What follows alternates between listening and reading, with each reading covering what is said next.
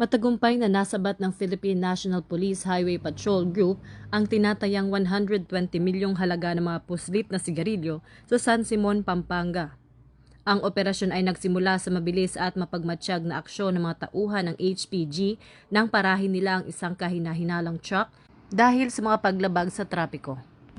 Dahil sa pagiging alerto ng mga pulis sa kawalan ng kaukulang dokumento ng driver, agad nilang naisagawa ang masusing inspeksyon na humantong sa pagkakadiskubre ng mga nakatagong kontrabando. Hindi nagtapos ang dedikasyon ng PNP-HPG sa kalsada dahil ang naturang pagkakahuli ang nagsilbing mitsa para sa isang follow-up operation sa isang bodega sa lugar. Sa pamamagitan ng mahusay na koordinasyon at mabilis na pagtugon, lalong lumaki ang halaga ng nasamsam na kargamento na nagpapakita ng kanilang seryosong kampanya laban sa smuggling. Ang tagumpay na ito ay patunay ng masigasig na pagbabantay ng kapulisan upang masigurong hindi nakakalusot ang mga iligal na produkto na pumipinsala sa ekonomiya ng bansa. Ito ang bagong PNP para sa bagong Pilipinas.